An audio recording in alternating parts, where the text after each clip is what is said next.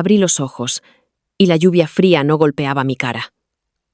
Tampoco oía el chirrido estridente de los camiones, ni el sonido de huesos rompiéndose. Frente a mí había un salón tan familiar que dolía. Sobre la mesa de centro estaba mi tarta del 17º cumpleaños. Las velas aún sin encender. Los sofás de caoba estaban llenos de familiares. Mi tío sostenía una taza de té y soplaba el vapor. Mi tía me cogía de la mano. Su voz llena de la preocupación de los mayores. Sofía, he oído que la familia de tu amiga Laura tiene problemas. El contrato de aval que trajo hoy será mejor que lo leas con atención. Sois solo estudiantes. Avalar una suma tan grande no es ninguna broma. Clavé la mirada en el contrato, sobre la mesa. Una hoja blanca con un sello rojo. En mi vida anterior, fue ese mismo día, cuando Laura vino llorando. Dijo que la empresa de su padre sufría un ataque especulativo y que la cadena de financiación se había roto. Solo necesitaba que yo firmara como coavalista de un préstamo. Así podría superar la auditoría de esa semana. La semana siguiente, devolvería el capital con intereses y a mí me daría una suma suficiente para pagar 4 años de universidad. Confiando en su imagen de niña rica y en su amabilidad habitual, firmé sin dudar. Esa firma me arrastró a un abismo sin retorno. Ese dinero no era para un problema empresarial. Eran 9 millones de euros en deudas de juego. Deudas que Laura tenía en un casino clandestino. Se aprovechó de mi juventud e ignorancia. Me hizo firmar un aval de responsabilidad solidaria. Luego, con la excusa de que su familia emigraba, desapareció. La empresa de cobros, con un contrato legalmente vinculante, me obligó a dejar los estudios, a vender mi casa. Mientras yo trabajaba en varios sitios para pagar la deuda, ella presumía en redes sociales, en mansiones de lujo, con ropa de diseño, y yo fui atropellada por un coche una noche de lluvia. Salía de trabajar. Mi mirada se desvió del contrato hacia la puerta. El timbre sonó, puntual. Mi tío se levantó para abrir. Era Marcos, el lacayo de Laura. Llevaba un traje impecable y una caja de regalo. Su rostro mostraba una deferencia ansiosa. Sofía, Laura no puede venir hoy. Está ocupada en una negociación con un inversor. Este es un regalo que te ha traído especialmente de Hong Kong. Marcos me entregó la caja. Luego sacó un anexo del contrato y una pluma Montblanc de su maletín. Laura dice que, en cuanto firmes con tus datos en esta página, el aval de ayer será oficial. Garantiza que el lunes, cuando llegue el dinero, te transferirá 20.000 euros, como agradecimiento. Mis familiares se miraban de reojo. Una tía susurró: la familia de esa chica es muy poderosa. Me acerqué a Marcos y tomé la pesada pluma Montblanc. Un destello de orgullo cruzó sus ojos. Abrió el contrato por la página de la firma. Señaló el espacio en blanco. Firma aquí. Cuando termines, me lo llevaré para que lo archive la empresa. Bajé la cabeza para leer los términos. La primera cláusula establecía que el avalista asumía una responsabilidad solidaria incondicional, incluyendo propiedades, cuentas bancarias e ingresos futuros. Levanté la vista hacia la mirada expectante de Marcos. Sostuve la pluma y la estrellé contra el suelo. Con un fuerte crack, la punta se partió en dos. La tinta salpicó el pantalón de Marcos. En medio del silencio atónito, cogí la pila de papeles. Lo rompí por la mitad frente a él, luego en cuartos, luego en octavos. Sofía, ¿qué haces? El rostro de Marcos cambió. Intentó recoger los trozos. Aparté su mano de una patada. Le lancé los pedazos de papel a la cabeza. Caían como copos de nieve sobre su cara de asombro. Vuelve y dile a Laura. Me planté frente a él. Que su juego ha terminado. Si busca un cabeza de turco, que encuentre a alguien menos inteligente que ella. ¿Estás loca? ¿Sabes quién es la familia de Laura? Si la ofendes, no sobrevivirás en este colegio. Marcos gritaba, furioso, señalándome, con voz temblorosa. No dije nada, solo lo agarré de la corbata, lo arrastré hacia la puerta y le di una patada en la espinilla. Marcos gritó de dolor, cayó hacia atrás y rodó fuera de mi casa. ¡Bang! Cerré la puerta de seguridad en su cara, fuera. Sus maldiciones se apagaron lentamente en el pasillo. El salón quedó en silencio. Mis familiares me miraban, estupefactos. Mi tío aún sostenía la taza en el aire. Volví a mi cuarto. Cogí el viejo teléfono de la cama. Saqué la tarjeta SIM. Fui al baño. La tiré al inodoro y tiré de la cadena. Con el rugido del agua, ese número desapareció. El número que me había conectado con mi vida durante 17 años. El que guardaba todos los contactos de Laura. El sol de la mañana se filtraba por las cortinas. Me senté en mi escritorio, con una nueva tarjeta SIM anónima y un teléfono de segunda mano sin registros de llamadas. En mi vida anterior, después de romper el contrato, Laura siguió con su farsa. Se jactaba en el colegio. Incluso me pintó como una traidora envidiosa.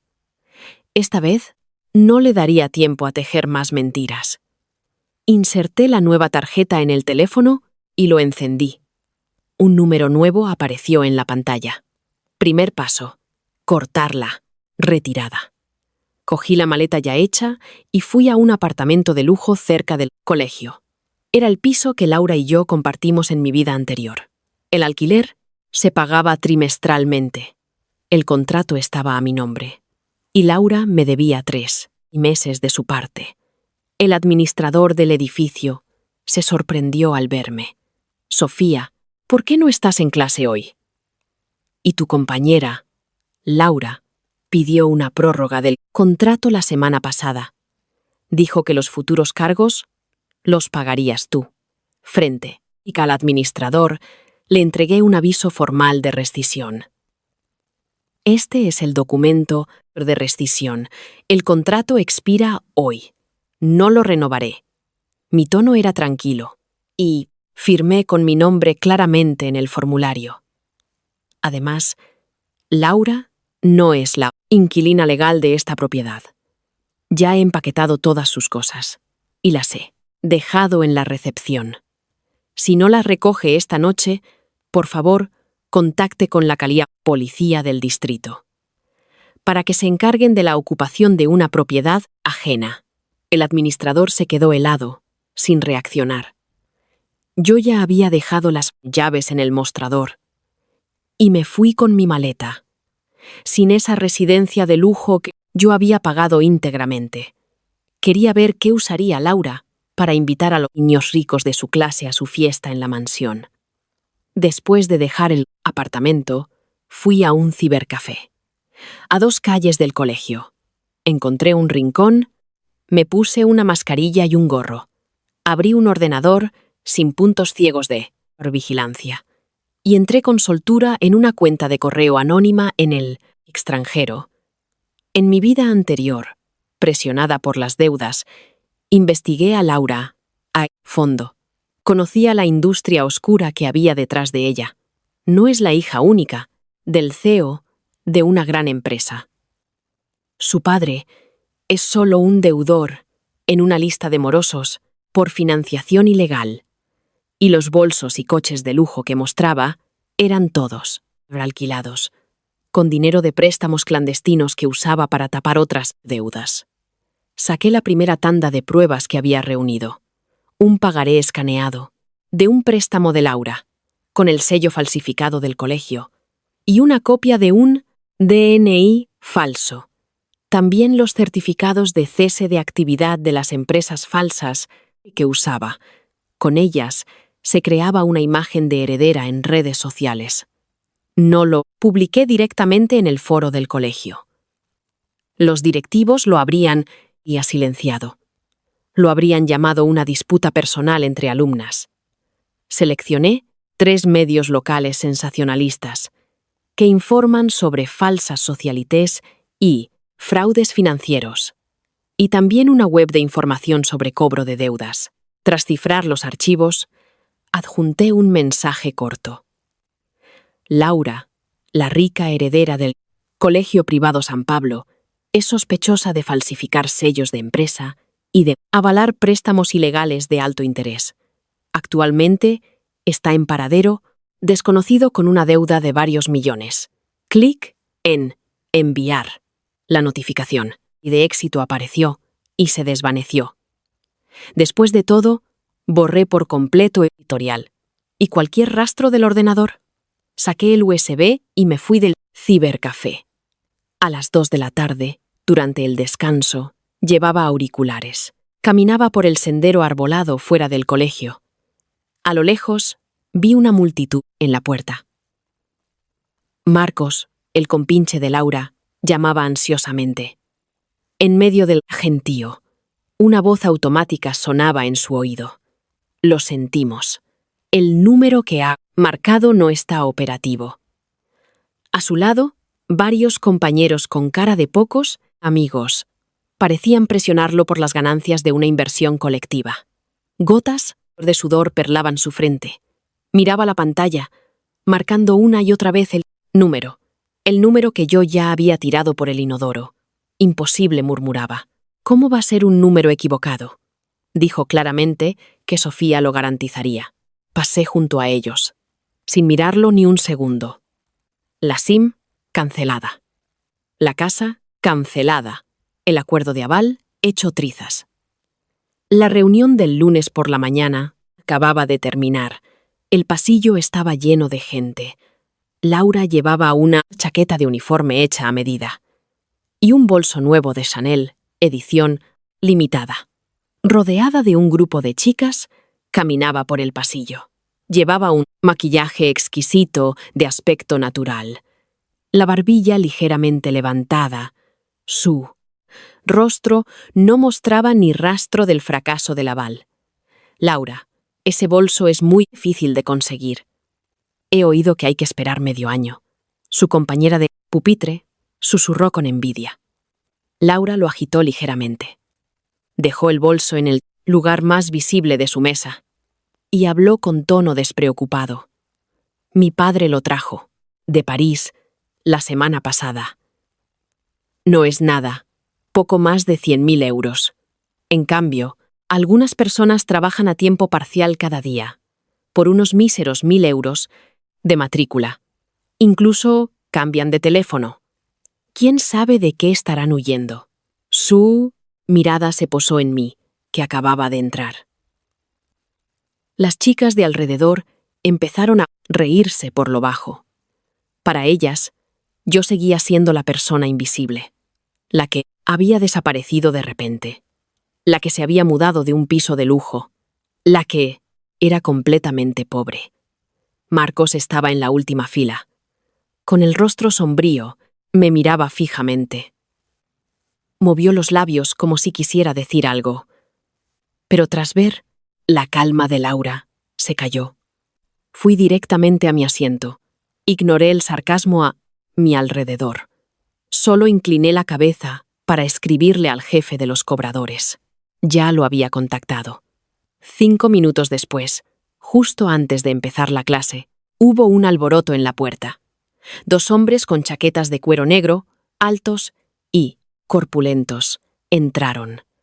Toda la clase se quedó en silencio al instante. Adrián, el niño rico sentado cerca de la puerta, se levantó. ¿Quiénes sois? ¿Sabéis? ¿Dónde estáis? Fuera. El líder, un hombre alto, no le respondió. Recorrió el aula con la mirada y finalmente se detuvo en Laura. Sonrió con desdén. Sacó un papel con un sello rojo y lo golpeó sobre la mesa de Laura. Señorita Laura, se ha ¿Cansado ya de actuar? La voz del hombre era muy fuerte. Resonó por toda la clase. Pediste prestados 80.000 euros a Finanza Segura el mes pasado. Con los intereses, ahora son 100.000. El plazo venció ayer a las 5. No contestaste. Al teléfono. Te mudaste. ¿Crees que por esconderte en el colegio estás a salvo? Toda la clase estaba conmocionada. Todos miraban a Laura con incredulidad. Luego, al aviso de cobro sellado. El rostro de Laura palideció al instante, pero reaccionó rápido. Se levantó bruscamente y gritó: «Mentira, no os conozco. Esto es una calumnia. Voy a llamar a la policía». «¿No nos conoces?». El otro, hombre de negro, se burló. «Entonces, ¿conoces este bolso?». Antes de que terminara, agarró el bolso Chanel de Laura, tiró de la cremallera con violencia y vació el contenido sobre la mesa del profesor. Cayeron pintalabios, polveras y una pila de copias de contratos de préstamo, sellados por varias plataformas de crédito clandestinas. Aún más impactante, del bolso cayó un recibo de alquiler, de una empresa de alquiler de lujo francesa. Mostraba claramente: plazo de alquiler 3 días, renta diaria 80 euros. Los papeles se esparcieron y por todas partes. Un estudiante de la primera fila cogió uno y leyó en voz alta: «Yo, Laura, debido a necesidades de consumo personal, ahora hipoteco una identificación personal falsa para un préstamo. Deja de leer. Suéltalo». Laura se abalanzó como una loca para coger los papeles. Su pelo, revuelto, sin rastro de su imagen cuidada. El líder la agarró de la muñeca, la empujó de nuevo a su asiento. Su voz, fría como el hierro: «Se acabaron las tonterías. O pagas hoy, o vienes con nosotros a la empresa a ver al jefe. Tu supuesto padre y empresa cotizada fue declarado insolvente por el tribunal. E incluso tú, matrícula la pagaste con fondos fraudulentos. ¿A qué juegas? ¿Fingiendo ser una heredera? ¿Este bolso es alquilado? ¿Y eso es un contrato de préstamo? Dios mío. Los 200 euros que le presté el otro día, dijo que también eran para invertir, ¿verdad? Es todo mentira». Los estudiantes explotaron. Sus miradas hacia Laura pasaron de la envidia al shock, al desprecio y a la ira. El rostro de Adrián se puso lívido. Retrocedió varios pasos, como si mirarla pudiera mancharle los ojos. Laura temblaba. Buscaba con la mirada a alguien que la defendiera. Sus ojos finalmente se posaron en mí, que la observaba fríamente desde un lado. «Sofía, has sido tú, ¿verdad? Me has traicionado». Laura perdió el control por completo. Me gritó histéricamente: «¿Por qué me has hecho daño? Cambiaste el teléfono solo para verme hacer el ridículo, ¿a que sí?». Yo seguía sentada, sin dejar de escribir. Levanté la cabeza y la miré con calma, sin rastro de calidez, en mi tono. «Laura, pagar las deudas es ley de vida. Alquilar un bolso de lujo y pedir préstamos con intereses abusivos es cosa tuya. No tiene nada que ver conmigo. Y por favor, mide tus palabras. No culpes a otros de tu comportamiento ilegal y caótico. Tú». Laura no podía respirar de la rabia. Se le nubló la vista y se desplomó en la silla. Los dos cobradores no tenían paciencia para su teatro. La agarraron de los brazos, la sacaron a la fuerza del asiento y de la clase. En la sala solo quedaron sus gritos desesperados y el suelo, cubierto de falsos pagarés. La farsa en el aula terminó, pero el espectáculo de Laura no. El miércoles, de alguna manera, logró apaciguar a los cobradores. Volvió al colegio con un modesto vestido negro. Tenía los ojos rojos e hinchados. Parecía humillada, pero estoica. Ya no mencionaba los préstamos. En cambio, adoptando esa fachada vulnerable, Organizó una reunión privada con Adrián, el niño rico, a la sombra de un árbol en el patio. Yo los observaba desde el pasillo del segundo piso. Adrián, esos cobradores son mafiosos que vinieron a molestar. La empresa de mi padre sufrió un ataque de la competencia. Los fondos están congelados por autoridades extranjeras, dijo Laura, secándose las lágrimas.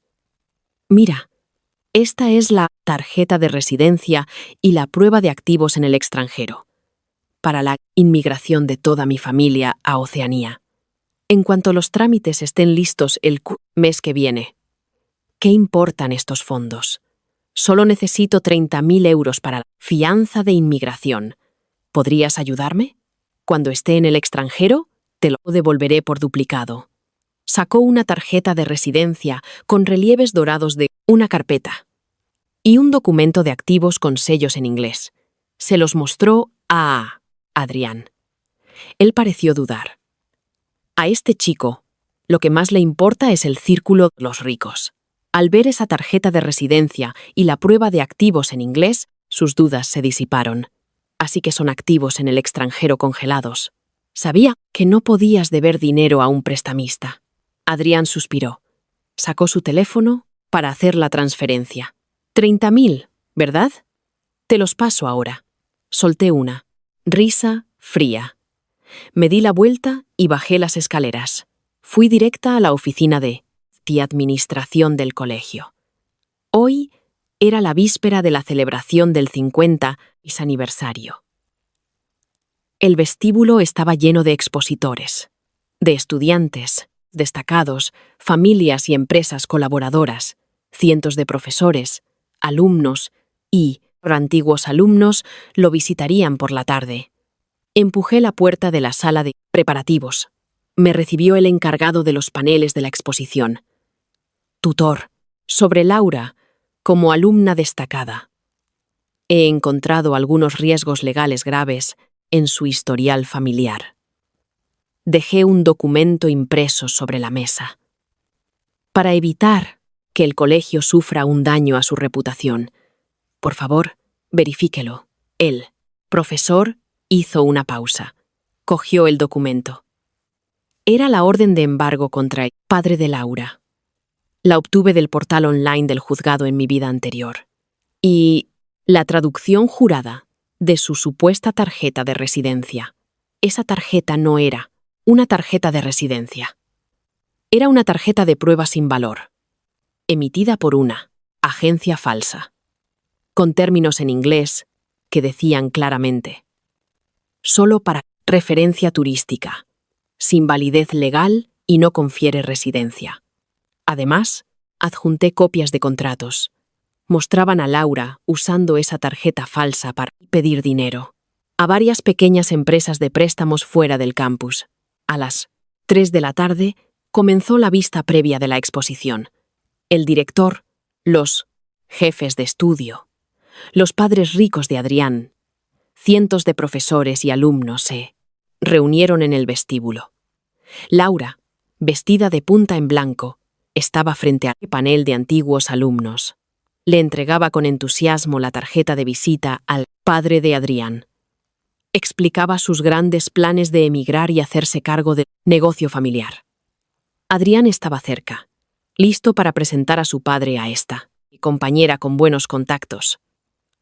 Justo entonces, la enorme pantalla central del vestíbulo parpadeó. La pantalla, que mostraba el vídeo promocional del colegio, cambió a una imagen escaneada en alta definición. A la izquierda, la tarjeta de residencia dorada que Laura acababa de mostrar. A la derecha, las anotaciones en español, traducidas palabra por palabra en letras rojas. Tarjeta de experiencia y de agencia falsa, sin efecto legal. Sospecha de falsificación de documentos y fraude migratorio. Antes de que nadie pudiera reaccionar, apareció la siguiente diapositiva. Mostraba la sentencia oficial que declaraba al padre de Laura como moroso. Y el contrato hipotecario que Laura había firmado para solicitar fondos. usando las tarjetas de residencia como cebo. El salón entero estalló en un caos. Dios mío, la tarjeta es falsa. Es una estafadora. Persona en lista de morosos. Así que toda su actuación de niña rica era mentira. El padre de Adrián palideció. Se giró y le lanzó una mirada furiosa a su hijo. Luego, apartó de un manotazo la tarjeta que Laura le había dado y preguntó con dureza: ¿Esta es la compañera con contactos en el extranjero de la que hablabas? Usando una tarjeta falsa para estafar a la gente. El rostro de Laura se puso más blanco que el papel. Corrió hacia la consola de control, gritando. Intentaba desenchufar el cable. «Apágalo, apágalo ahora. Es falso. Alguien me ha tendido una trampa». Pero ya era tarde. El tutor y los guardias de seguridad la bloquearon con expresión severa. «Laura, por favor, acompáñanos al despacho del director inmediatamente». «La policía está en camino», dijo el tutor fríamente, sin piedad. A la vista de todos, Laura fue rodeada por los guardias. Como un perro apaleado, miró a la multitud con terror, y solo vio asco y desprecio en los ojos de sus antiguos compañeros. La controversia arruinó la reputación de Laura, pero el golpe fatal llegó al final de las clases. A las 5:30 sonó el timbre. Salí del edificio con mi mochila, sin prisa. Me metí en una cafetería del segundo piso, a menos de 50 metros de la puerta. Elegí un asiento junto a la ventana. Pedí un café helado. Podía ver todo lo que pasaba fuera. En ese momento, el ambiente en la puerta era extrañamente tenso. 2 furgonetas bloqueaban la carretera a ambos lados. 7 u 8 matones con tatuajes y cigarrillos en la boca holgazaneaban junto a los macizos de flores, fumando. El líder era el jefe de los prestamistas que había armado jaleo en clase.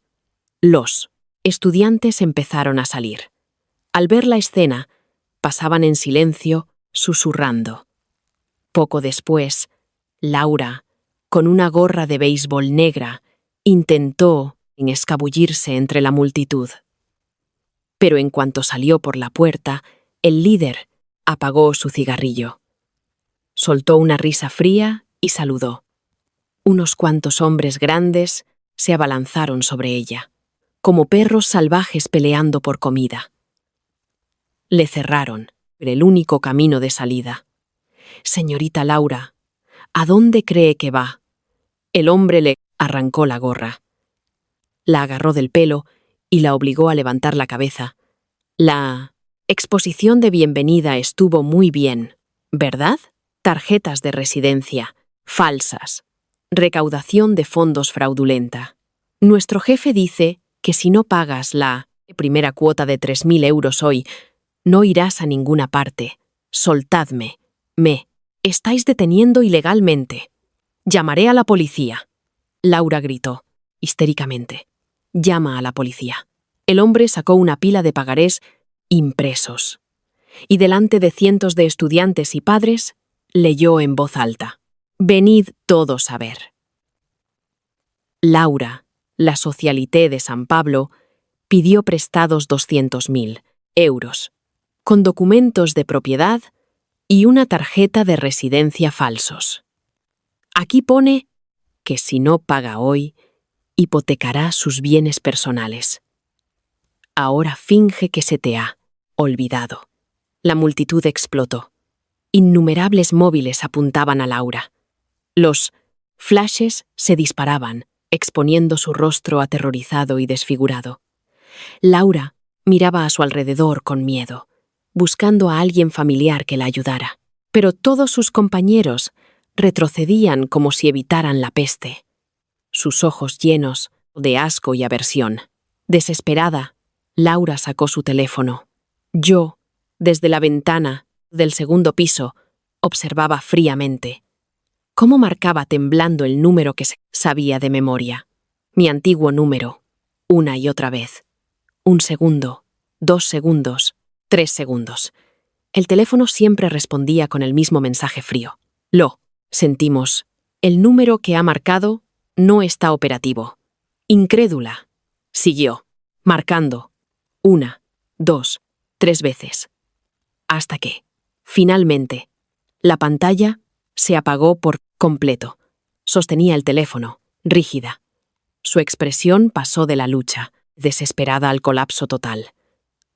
En la vida anterior, me usó como su último refugio, llorando para engañarme y que firmara esa deuda. En esta vida, ese refugio que una vez pudo manipular, no dejó rastro alguno. Buscando ayuda, el hombre le arrebató el teléfono, lo estrelló contra el suelo y lo pisoteó. Hoy nadie puede salvarte. Sacó un nuevo documento de liquidación de activos y lo golpeó contra la cara de Laura. Basta de charla. Firma en la línea de puntos.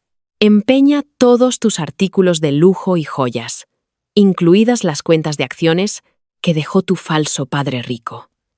Bajo la presión de varios hombres corpulentos, Laura lloraba amargamente, pero no pudo resistirse. Sus dedos fueron forzados sobre la almohadilla de tinta roja, y luego estampados con fuerza en la zona de la firma. Las huellas dactilares rojas, como una marca de vergüenza imborrable. Las cámaras y los susurros casi la ahogaron. En ese momento, su dignidad, su identidad aristocrática ficticia, todo el brillo del engaño fue aplastado a la vista de todos.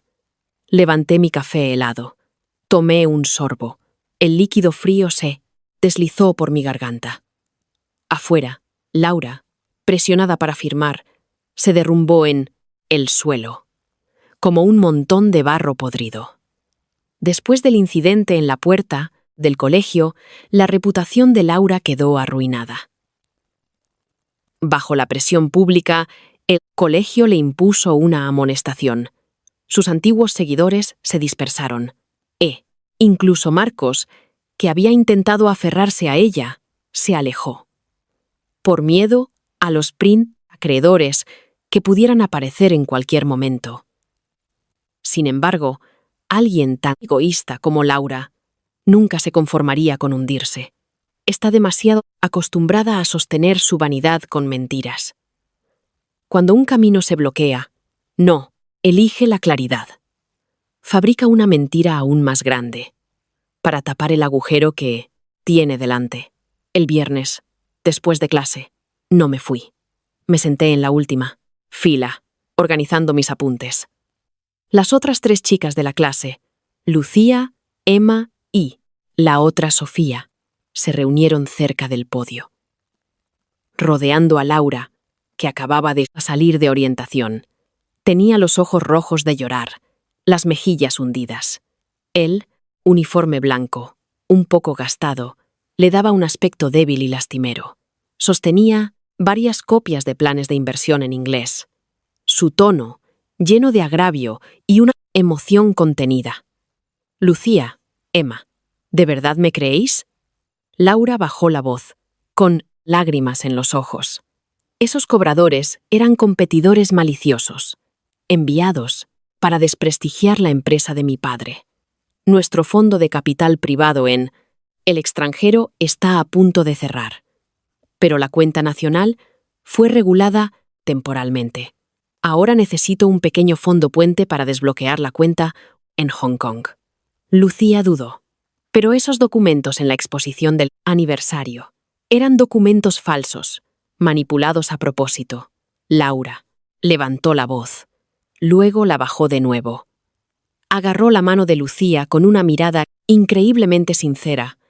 Mira, esta es una carta de confirmación de la autoridad, reguladora financiera de Hong Kong, y una garantía del socio de mi padre. Sí, podéis conseguirme 50.000 euros. Solo hace falta una semana. Cuando el proyecto cierre, no solo devolveré el capital, sino que os daré a cada una un 30% de retorno de la inversión. ¿No queríais comprar ese violonchelo de edición limitada y un paquete de solicitud para estudiar en el extranjero? Esta es la mejor oportunidad. Además, se dirigió al tutor, el señor Moreno, que estaba a punto de salir. El señor Moreno es un hombre de carácter débil, ansioso por ganar dinero rápido, y siempre había dudado a medias del supuesto estatus de Laura. Al ver esto, Laura se acercó inmediatamente.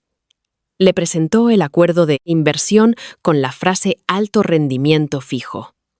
E incluso lo tentó con la posibilidad de hacer prácticas en una importante institución financiera en el extranjero, bajo el señuelo de un 30% de retorno y un futuro brillante, más la actuación lacrimógena de Laura. Lucía, las otras dos y el señor Moreno dudaron. Lo que no podían ver era que la supuesta carta de confirmación de Hong Kong era solo una traducción online que Laura había montado, con sellos corporativos y falsos hechos con Photoshop.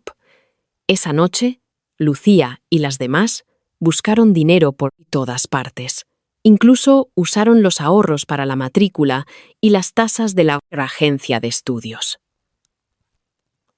Junto con los 2.000 euros que aportó el señor Moreno, se transfirieron un total de 60.000 euros a la supuesta cuenta de custodia en el extranjero de Laura. Lo que no saben es que esa cuenta no es una cuenta regulada. Es una tarjeta privada de blanqueo que Laura usa para transferir activos y prepararse para comprar un billete y huir. Creyó haber encontrado una vía de escape. Creyó que con una última estafa podría comprar un billete de avión y dejar atrás todo el desastre. Pero no tenía ni idea de que, desde el momento en que falsificó el primer acuerdo de Hong Kong, yo ya había puesto clavos de acero en su camino hacia la libertad. Ya cuando ella contactaba intermediarios de Hong Kong, yo había identificado a la empresa agente que utilizaba para recibir los fondos. A las 10 de esa noche, me senté frente al ordenador. Clasifiqué y organicé las pruebas una por una. La primera copia es la compunto. Sentencia de congelación de activos en el extranjero contra el padre de Laura.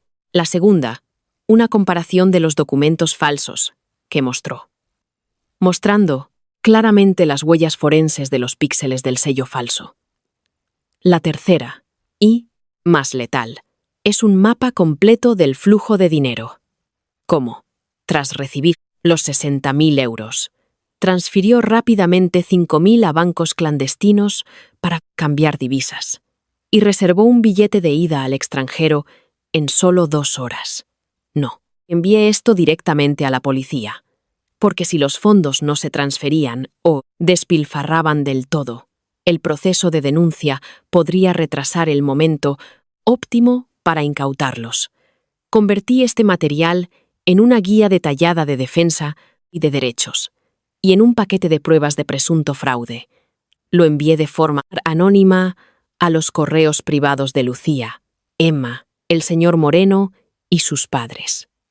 Al final del correo, añadí una frase. Vuestros fondos fueron transferidos a canales ilegales de blanqueo de dinero a las 21:15 de esta noche. Y la otra parte ha reservado un billete de ida a Kuala Lumpur para las 8:30 de mañana.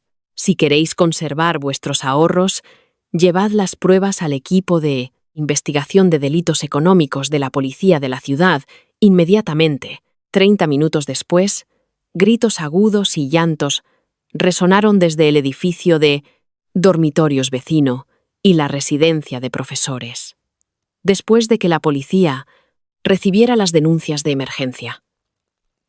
Tomaron medidas de seguridad contra Laura esa misma noche y confiscaron su pasaporte, que pretendía usar para huir. Debido a que la cantidad era enorme y las pruebas concluyentes, Laura fue puesta en libertad bajo fianza, a la espera de la acusación formal de la Fiscalía. Todas sus cuentas bancarias fueron congeladas, y los artículos de lujo que había acumulado fueron incautados. La que fuera la chica más envidiada de la clase se había convertido en una acusada a la espera de juicio. El miércoles por la noche, Llovía a cántaros. Los truenos retumbaban en el cielo. Estaba sentada en mi escritorio repasando cuando, de repente, escuché unos golpes violentos en la puerta. Bang, bang, bang. Sofía, abre la puerta. Sé que estás dentro. Por favor, abre. Era la voz de Laura, atravesando el viento y la lluvia. Ronca, histérica y desesperada. En una vida anterior, también había escuchado una llamada de auxilio similar en una noche de tormenta. En aquel entonces, mi corazón se ablandó y abrí la puerta. Solo para ser conmovida por sus mentiras, cuidadosamente elaboradas, y terminé asumiendo todas sus deudas, pero esta vez ni siquiera me molesté en levantarme de la silla. Abrí el sistema de vigilancia de ultra alta definición de toda la casa y activé la grabación de audio global y la transmisión en tiempo real. Los destinatarios eran el grupo de acreedores que había creado, incluyendo a Lucía, Emma, el señor Moreno y representantes de varias compañías de préstamos. Fui a la puerta, no la abrí, sino que me quedé tranquilamente detrás y hablé. Laura, entrar en una residencia privada por la noche es ilegal. Por favor, vete inmediatamente. Los golpes se convirtieron en palizas. A través de la mirilla se podía ver a Laura empapada. El pelo pegado a la cara, su maquillaje corrido por la lluvia, los ojos hundidos y el rostro pálido como un fantasma. Sofía, te lo ruego, sálvame. Laura se arrodilló fuera de la puerta, llorando desconsoladamente. Solo tú puedes salvarme ahora. Dile a la policía que el dinero te lo confié a ti. Para ayudarme a invertir en el extranjero, di que tú me dijiste que transfiriera los fondos. Mientras asumas la culpa, no iré a la cárcel. Por dentro, no pude evitar una sonrisa despectiva. A estas alturas, su cálculo seguía siendo desvergonzado. ¿Por qué debería yo asumir la culpa por ti? Respondí fríamente. Somos las mejores amigas, gritó Laura. ¿No te preocupaba mucho nuestra relación antes? ¿Por qué te has vuelto tan cruel de repente? Desde que cambiaste de teléfono y te fuiste de casa, has estado conspirando contra mí, ¿verdad? Esos correos anónimos, ¿fuiste tú? Me estabas forzando a este callejón sin salida. Al ver que no, reaccionaba. Su tono se volvió extremadamente vicioso. Sacó un cuchillo de fruta del bolsillo y lo golpeó contra la puerta de seguridad. Sofía, si no me dejas vivir, no te dejaré vivir en paz. Laura se pegó a la rendija de la puerta, chillando como una maníaca. Si no aceptas hoy ayudarme y darme 5.000 euros para devolver a esos acreedores, moriré aquí mismo. En tu puerta, le diré a todo el mundo que tú me obligaste a morir. Te arruinaré de por vida. Pensó que este método extremo me asustaría. Igual que en la vida pasada, me había amenazado con autolesionarse para que firmara. Sin embargo, lo que no sabe es que cada palabra, cada amenaza, y hasta el cuchillo de fruta, fueron grabados y transmitidos en tiempo real, a todas las víctimas y a las fuerzas del orden. El grupo ya había explotado. El señor Moreno y los padres de Lucía habían dejado mensajes, diciendo que habían grabado la pantalla y vuelto a denunciar. Me quedé detrás de la puerta, viendo a Laura en las imágenes de vigilancia, torcida y enloquecida, y dije en voz baja: Laura, en la vida pasada, cuando usaste mi confianza como un peldaño, ¿alguna vez pensaste que llegarías a esto? Tus mentiras, tus amenazas, no son más que la actuación de un payaso. Si quieres morir, adelante, pero no volverás a pisarme para trepar.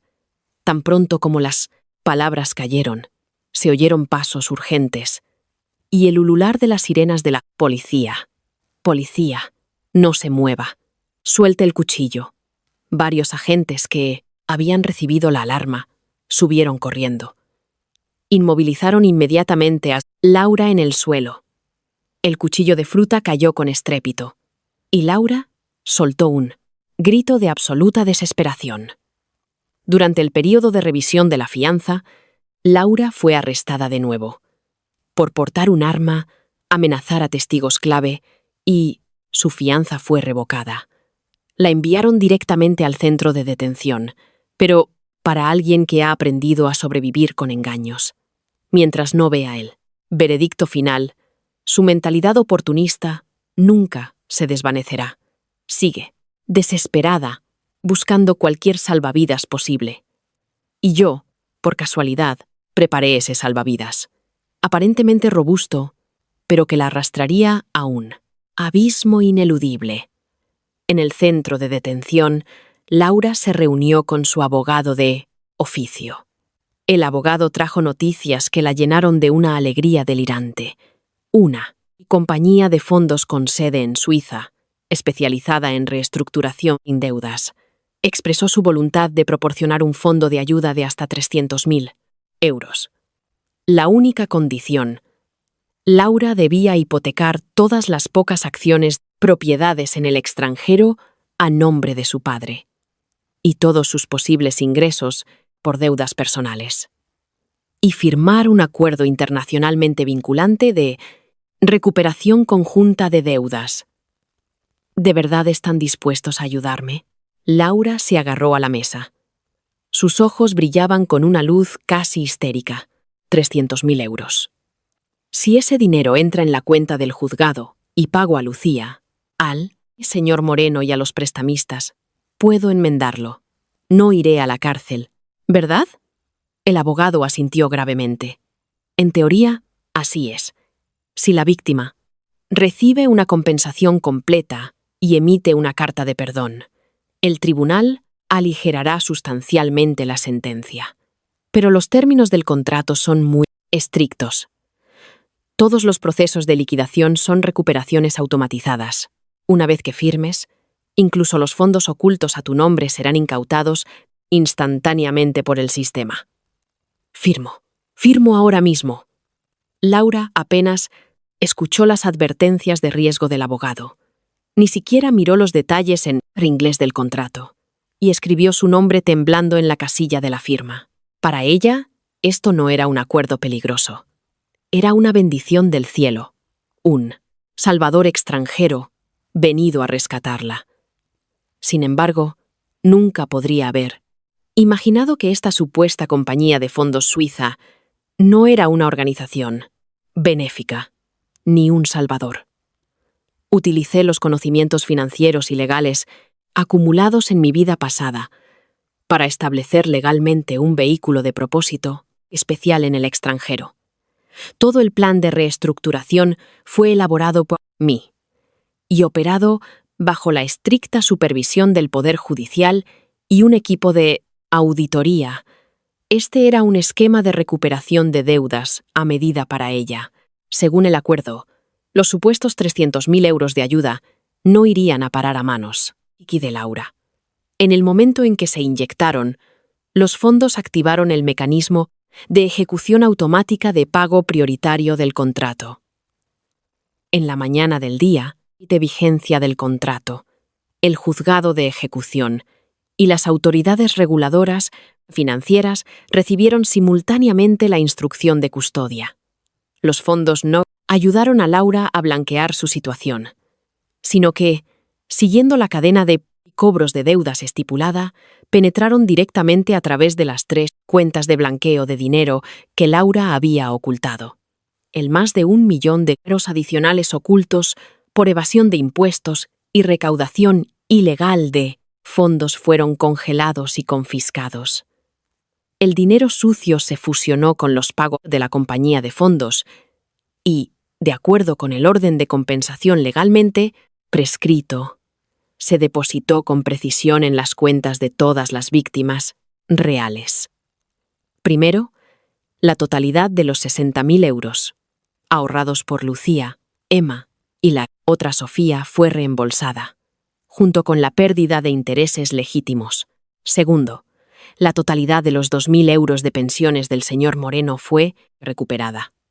Tercero, los fondos se dedujeron y asignaron directamente a los prestatarios sociales afectados para reembolsar todo el capital legítimo. Incluso el último activo oculto que el padre de Laura intentó transferir a extranjero fue incautado, a través de la eficacia jurídica de este acuerdo de recurso, y utilizado directamente para compensar la compensación civil que ella debía. El día que recibieron el reembolso completo, Lucía y las demás gritaron en el aula. Luego firmaron resueltamente la carta de no conciliación. No, queremos su falsa disculpa. Lo que queremos es un castigo legal para ella, dijo Lucía, secándose las lágrimas, con firmeza a la policía. En el centro de detención, Laura no reaccionó hasta que recibió la notificación judicial, liquidación forzosa de activos, y la negativa a llegar a un acuerdo.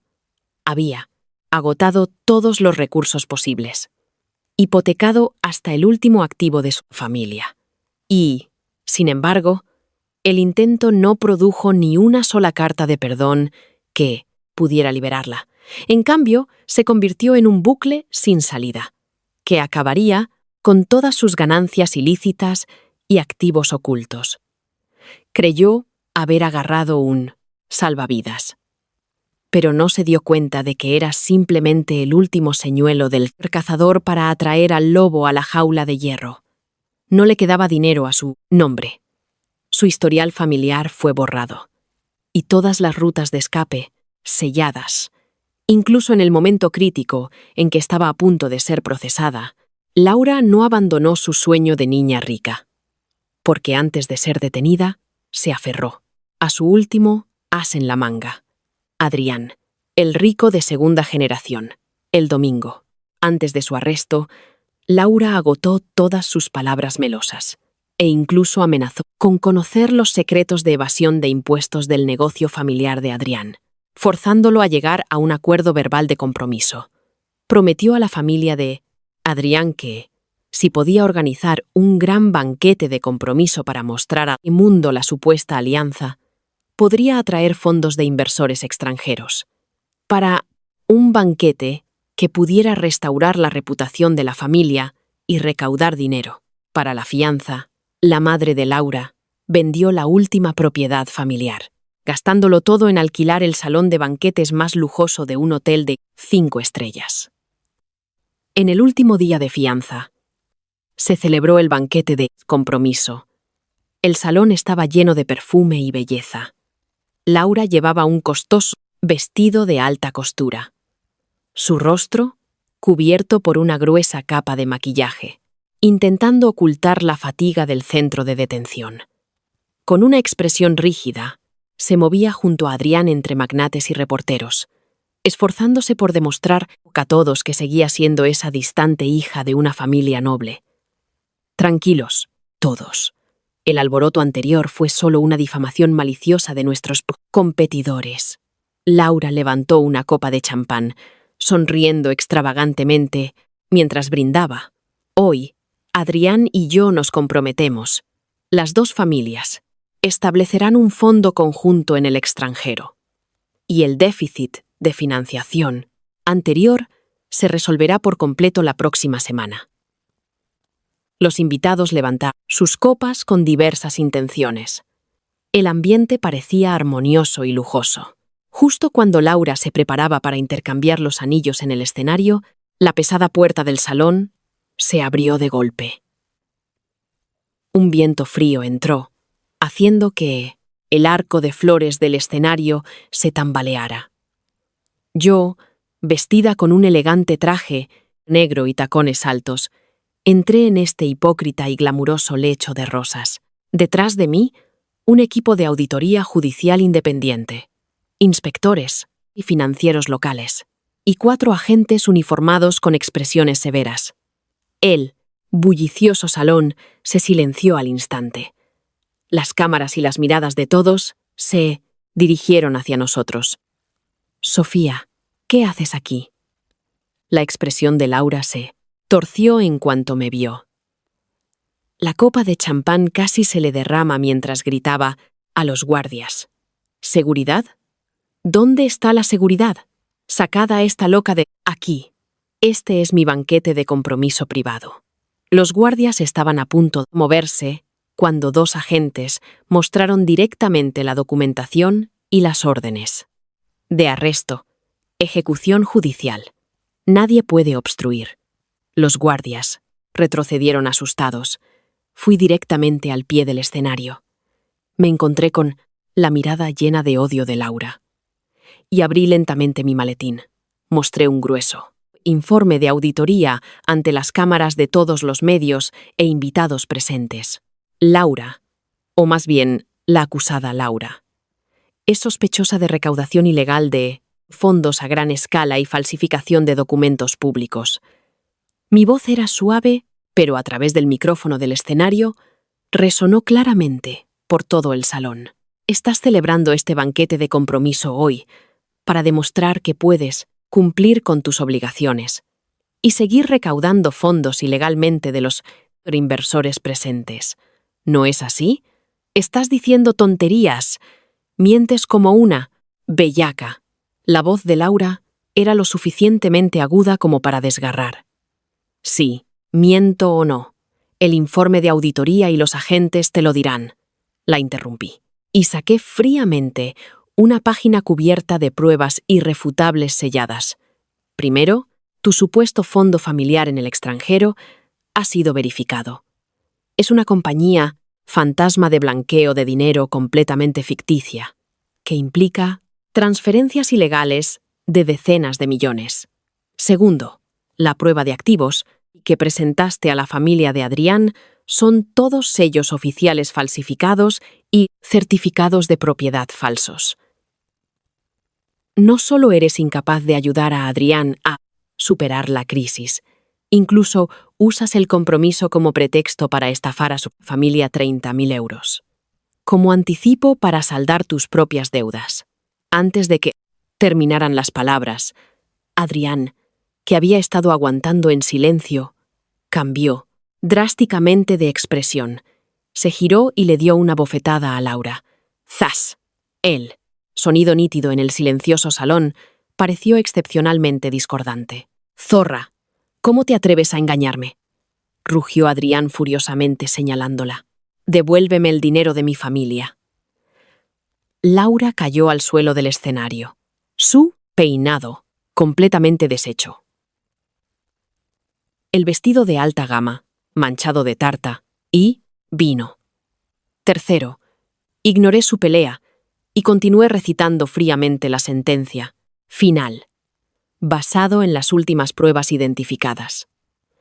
Usted suplantó el cargo de su padre, coludió con instituciones de préstamos clandestinos y llevó a cabo un fraude premeditado contra docenas de personas, incluyendo a profesores y estudiantes del colegio. Ahora ha sido formalmente arrestada por la Fiscalía.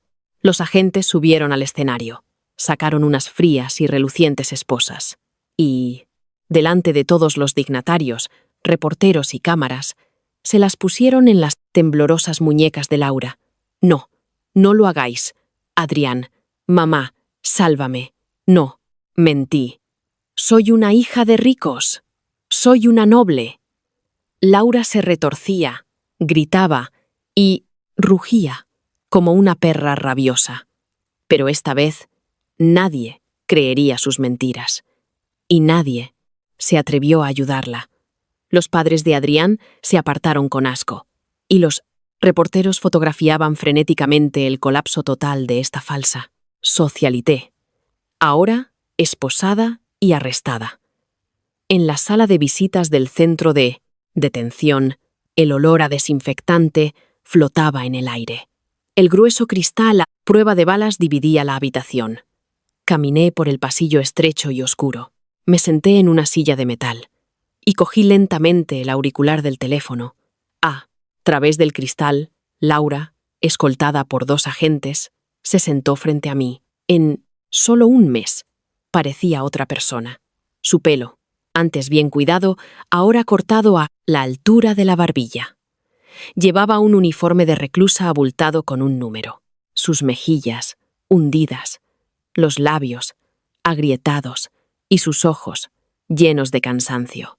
La rica heredera, que una vez miró a los demás, con desdén, en el campus, había perdido toda su luz. Al verme al otro lado del cristal, tan arreglada y serena, los ojos de Laura brillaron con una intensa malicia. De repente, agarró el auricular del teléfono. Se inclinó hacia adelante, presionando su cuerpo contra el cristal. Su voz, transmitida a través de la débil corriente, sonaba ronca. «Sofía, ¿estás satisfecha? ¿Estás finalmente satisfecha ahora?», gritó, histéricamente. Sus ojos, enrojecidos. «Me tendiste una trampa paso a paso. Me empujaste a esto. Desde el principio, lo hiciste a propósito, ¿verdad? Cambiaste tu número, cancelaste la casa y me viste luchar en el fango. Bruja calculadora y venenosa». Escuchando sus acusaciones, mi corazón permaneció impasible. Me incliné ligeramente hacia el auricular, mi tono calmado. «Laura, a estas alturas, ¿todavía crees que alguien más te hizo esto? ¿No fuiste tú?». Sus emociones se descontrolaron. Golpeó el cristal con un ruido sordo. El agente cercano le advirtió severamente que mantuviera el orden. Apretó los dientes con fuerza. Las lágrimas, mezcladas con la suciedad, corrían por su rostro. «Si hubieras firmado el aval para ese préstamo, si tu alquiler me hubiera permitido quedarme, si me hubieras dado 3.000 euros cuando pedí ayuda, ¿cómo habría llegado a esto? ¿Cómo habría quebrado la empresa de mi padre? ¿Cómo me habrían acorralado esos prestamistas? Todo esto es porque tú me traicionaste». Al oír su lógica ridículamente extrema, no pude evitar reír suavemente. «¿Traición?». La miré a los ojos. Cada palabra, claramente transmitida a través del auricular. «Laura, en la vida anterior, realmente te consideraba mi mejor amiga». Al oír las palabras vida anterior, Laura se quedó helada por un momento. «En la vida anterior, a petición tuya, firmé el aval del préstamo de 9 millones. Mi tono era bajo, mi mirada, profunda como un abismo. Pensé que estaba salvando el negocio familiar de mi mejor amiga. Pero ¿qué pasó? Cogiste el dinero, compraste bolsos de lujo, reservaste vuelos al extranjero y me dejaste sola en el país para enfrentarme a esos deudores con cuchillos y barras de hierro». Su rostro cambió. Instintivamente quiso discutir. «Estás diciendo tonterías. Dejé los estudios. Vendí la única casa que me dejaron mis padres. Ignoré sus interrupciones y continué. Tenía 3 trabajos. Comía pan caducado. Y era perseguida por los cobradores en plena noche. Y tú, en las redes sociales, presumías de vestidos de alta costura, de fiestas en mansiones. E incluso le decías a todo el mundo que asumí tu deuda por celos. Finalmente, en una noche, lluviosa como aquella, fui atropellada por un vehículo de cobro que tú arreglaste. Quedé tirada en la carretera, mis huesos rotos, mis órganos reventados. Y mientras daba mi último aliento en el agua fría y fangosa, tú estabas en el extranjero, celebrando un lujoso banquete de cumpleaños con tu novio rico». Me pegué al cristal. La calidez de mis ojos se enfrió por completo, convirtiéndose en escarcha. «Laura, ¿qué derecho tienes a pensar que una persona puede pisotear los cadáveres de otros una y otra vez para subir por tu propia escalera de vanidad?». Laura me miró fijamente, aunque no podía entender de qué vida anterior hablaba. Por el frío helador de mis ojos, y por cada detalle preciso que exponía sus oscuros pensamientos, un escalofrío sin precedentes recorrió su cuerpo. Por primera vez, se dio cuenta de que la chica frente a ella, a la que una vez había controlado a su antojo, Había visto a través de toda la fealdad y la intriga que se escondían en su alma. Tú, monstruo. Laura tembló, su voz temblorosa. La malicia en sus ojos fue reemplazada gradualmente por un inmenso miedo. No, solo soy una contractora. La miré fríamente. Crees que juegas con la vida con trucos ingeniosos. Pero solo te estás atando una soga al cuello una y otra vez. Tu identidad falsa, tu tarjeta, herida residencia falsa, tus inversiones falsas, incluso sin mí, llegaría un día en porque todo saldría a la luz. Lo que he hecho es simplemente no dejar que me arrastres contigo mientras te hundes en el abismo. En ese momento, los guardias abrieron la puerta y le entregaron una sentencia final a Laura. Era el fallo de primera instancia del tribunal. Acusada Laura, condenada por fraude en la recaudación de fondos, falsificación de documentos públicos y provocación. Penas. Múltiples castigadas conjuntamente con una sentencia de 15 años de prisión y una multa de 100.000 euros. Con privación de derechos políticos durante 3 años. Todas las ganancias ilegales a su nombre serán confiscadas. Y será incluida permanentemente en la lista de morosos. 15 años. Los mejores años de su vida los pasaría tras fríos barrotes de hierro. Y cuando salga, será una mujer de mediana edad, sin estudios, sin bienes, con enormes deudas y antecedentes penales. 15 años. 15 años. Laura miró fijamente el número en la sentencia. Sus pupilas se dilataron violentamente. Toda su suerte, todo su orgullo, toda su vanidad se hicieron añicos. No, no quiero ir a la cárcel. No quiero 15 años. Señoría, me han tendido una trampa. Sofía, sálvame. Me arrodillaré ante ti. Te suplicaré que me perdones. Laura se derrumbó por completo. Dejó a un lado toda su supuesta dignidad de familia noble, y de repente se levantó de la silla de metal, golpeando frenéticamente la cabeza contra el cristal de seguridad. Estiró las manos, intentando alcanzar mi manga a través del cristal, llorando a mares, histérica. Todo es culpa tuya. Has bloqueado todas mis vías de escape. Devuélveme mi vida. Devuélveme mi futuro. 2 agentes se adelantaron, rápidamente. Inmovilizaron a la inestable Laura, una a cada lado, arrastrándola, a la fuerza hacia atrás. Sus zapatos se salieron en la lucha. Se retorcía, convulsionaba y gritaba desesperada en el suelo. Su voz, llena del sonido feroz, pero débil de alguien cercano al final. Colgué lentamente el teléfono. A través de ese cristal cubierto de marcas de impacto, la vi ser arrastrada hacia el oscuro pasillo, hasta que sus gritos penetrantes se desvanecieron por completo detrás de las pesadas puertas de hierro, despojada de todos los disfraces y mentiras. Fue restaurada a esa alma estéril, fea y completamente indigente. Yo coloqué el auricular de nuevo, me di la vuelta y salí por las puertas de la prisión. Al salir de los altos muros del centro de detención, la luz del sol me hizo entrecerrar los ojos. El aire ya no tenía esa humedad fría. En cambio, flotaba el fresco aroma de las hojas de alcanfor.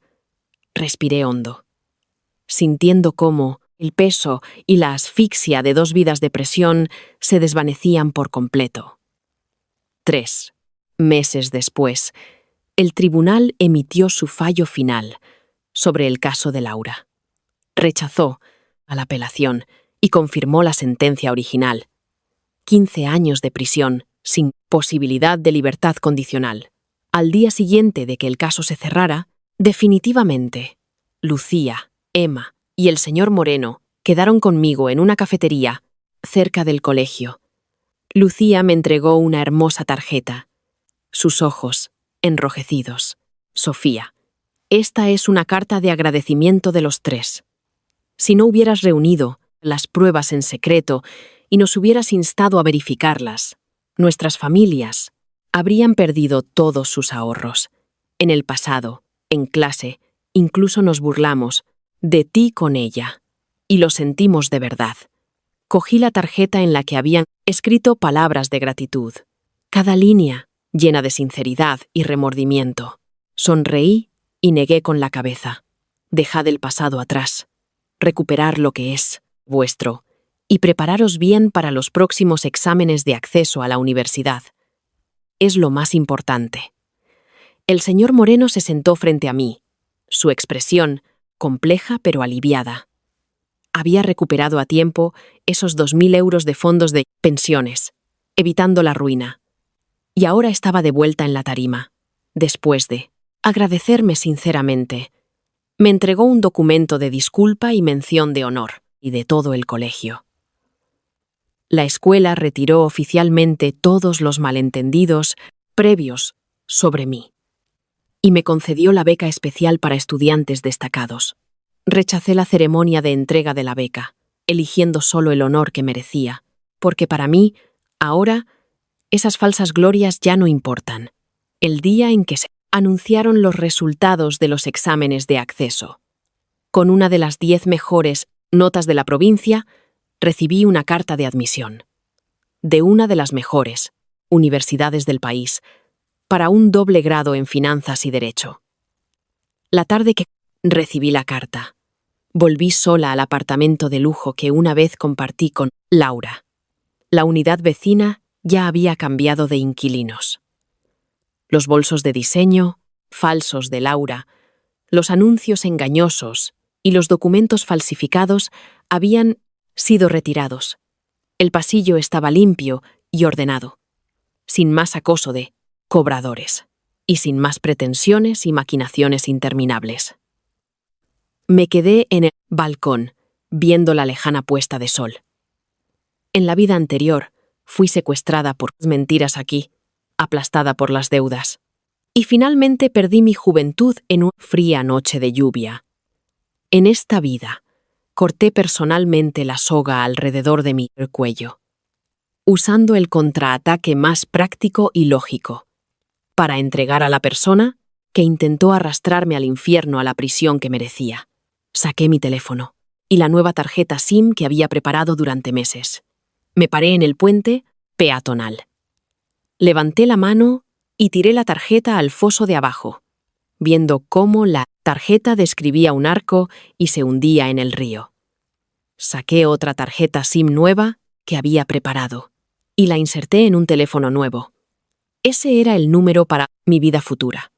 2 semanas después, en la sala de embarque del aeropuerto, el anuncio informó que los vuelos con destino a la ciudad, donde estaba mi universidad, estaban a punto de embarcar.